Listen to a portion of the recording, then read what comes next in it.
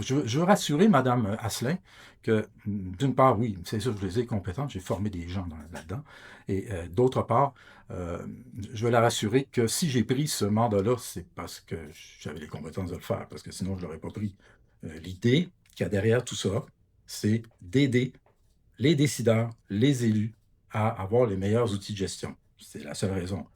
Mon point n'est pas de partir de chicane avec Mme Asselin. Bien au contraire, ça me ferait extrêmement plaisir de lui expliquer comment ça fonctionne, et plutôt que d'entendre des choses qui n'ont en fait aucun sens, là. Donc, je tenais à faire la précision parce que je pense que les gens méritent d'avoir les bonnes informations et que toutes ces prédictions-là, ça ne se fait pas au gré du vent en regardant dehors s'il fait beau ou il ne fait pas beau, ou en prenant juste des données météo pour prédire autre chose que de la météo. C'est pas comme ça que ça marche. Quand on veut prédire des particules fines, ça prend des données de particules fines. Et ça, c'est très important. Et si on augmente le nombre de capteurs, ben, c'est évident que les modèles vont être beaucoup mieux. Pourquoi? Parce qu'au lieu d'utiliser des grilles de 10 km, on va utiliser des grilles de 1 km. Et ça, c'est reconnu mondialement. Ce n'est pas des nouvelles affaires. Dans le domaine, c'est très connu.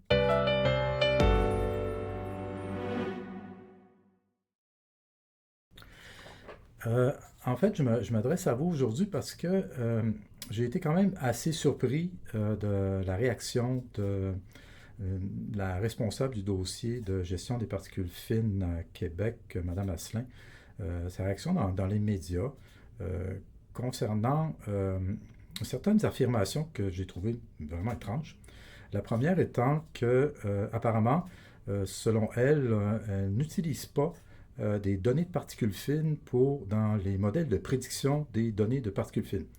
Ce qui en fait est éminemment faux, parce que dans tous les modèles de prédiction, il faut intégrer des données effectivement de particules qui viennent de capteurs de ces particules-là et des données météo. Et c'est en intégrant ces deux types de données-là qu'on est capable de faire des prévisions. Et tous les modèles fonctionnent comme ça, notamment ceux de la Ville de Québec, euh, qui, euh, qui permettent d'avoir une prédiction sur les niveaux de particules fines.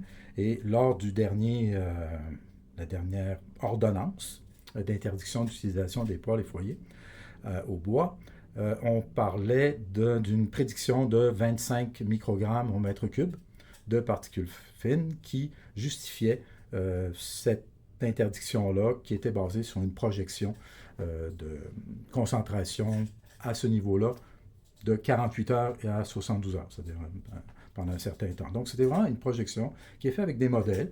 Les modèles utilisés, plusieurs modèles utilisés par la ville. Et évidemment, ces projections-là sont faites avec des données de particules fines et des données météo, parce qu'évidemment, il faut toujours savoir d'où on part pour prédire quelque chose.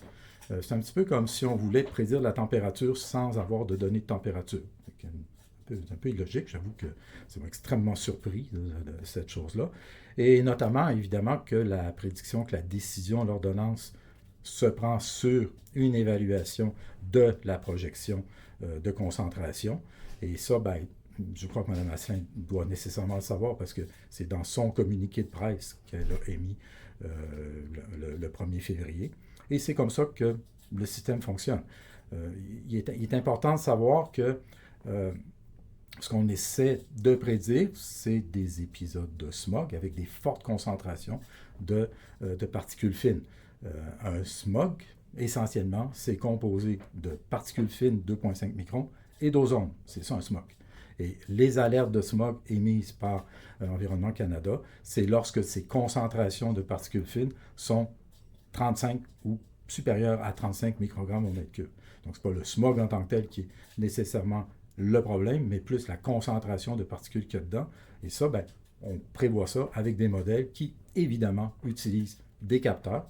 Euh, Environnement Canada, ben, il utilise 3 capteurs. La ville utilise euh, 3 capteurs et un peu plus. Ils en ont quelques autres, à la limite 3 à 6 capteurs différents pour pouvoir faire rouler ces modèles-là. Je trouvais ça un peu dommage pour les employés de la ville qui travaillent là-dessus, qui travaillent sur ces modèles-là, de se faire dire à quelque part que finalement on regarde juste la météo puis leur travail, c'est pas comme ça qu'on décide.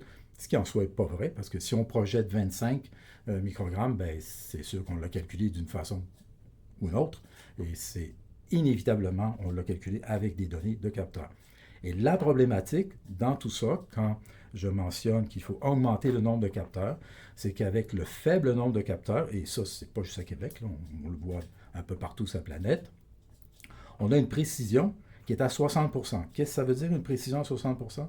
Ça veut dire que le chiffre de 25, la prévision de 25 microgrammes qui a été utilisée pour faire l'ordonnance, la dernière ordonnance, le vrai chiffre se situe entre 10 et 40.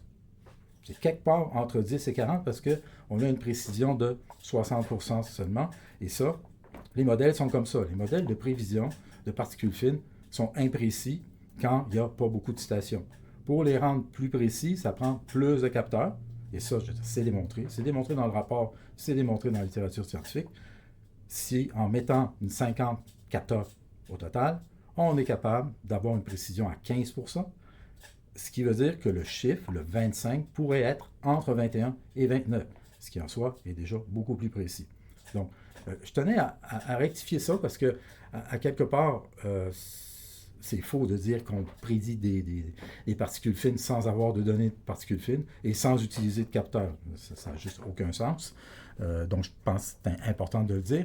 L'autre point, c'est sur les allusions de Mme Asselin sur mon expertise. J'ai trouvé ça un peu étrange comme allusion. Je pense qu'il faut qu'elle comprenne à quelque part que, oui, je suis un entomologiste, c'est vrai. Et je suis un entomologiste qui est spécialisé en ce qu'on appelle la chemical ecology, l'écologie chimique et l'écophysiologie. Et qu'est-ce que ça fait, ça, l'écologie chimique? C'est que ça fait des modèles. Ça fait des modèles où, dans ma spécialité, entre autres, j'étudie des particules chimiques et solides qui se promènent dans l'air et on modélise toutes sortes de choses, qu'elles soient chimiques ou qu'elles soient solides. Et ça, que ce soit des insectes, que ce soit des composés chimiques qu'on va modéliser, la dispersion dans l'espace et dans le temps. Et ça, pour ça, on utilise la modélisation, les mêmes outils de modélisation que ceux que j'ai analysés pour les particules fines 2.5. Donc, et ça fait quand même 30 ans que je fais ça.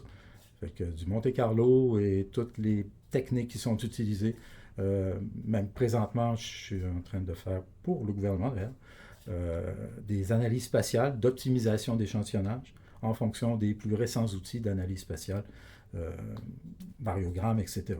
Donc, je veux rassurer Mme Asselin que, d'une part, oui, c'est sûr, je les ai compétentes, j'ai formé des gens là-dedans, et d'autre part, je veux la rassurer que si j'ai pris ce mandat-là, c'est parce que j'avais les compétences de le faire, parce que sinon, je ne l'aurais pas pris.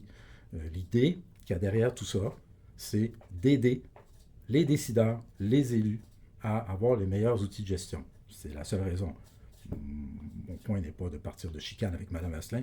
Bien au contraire, ça me ferait extrêmement plaisir de lui expliquer comment ça fonctionne, et plutôt que d'entendre des choses qui n'ont en fait aucun sens. Donc, je tenais à faire la précision parce que je pense que les gens méritent d'avoir les bonnes informations et que toutes ces prédictions-là, ça ne se fait pas au gré du vent en regardant dehors s'il fait beau ou il ne fait pas beau, ou en prenant juste des données météo pour prédire autre chose que de la météo. C'est pas comme ça que ça marche. Quand on veut prédire des particules fines, ça prend des données de particules fines. Et ça, c'est très important. Et si on augmente le nombre de capteurs, c'est évident que les modèles vont être beaucoup mieux. Pourquoi? Parce qu'au lieu d'utiliser des grilles de 10 km, on va utiliser des grilles de 1 km. Et ça, c'est reconnu mondialement. Ce n'est pas des nouvelles affaires. Dans le domaine, c'est très connu.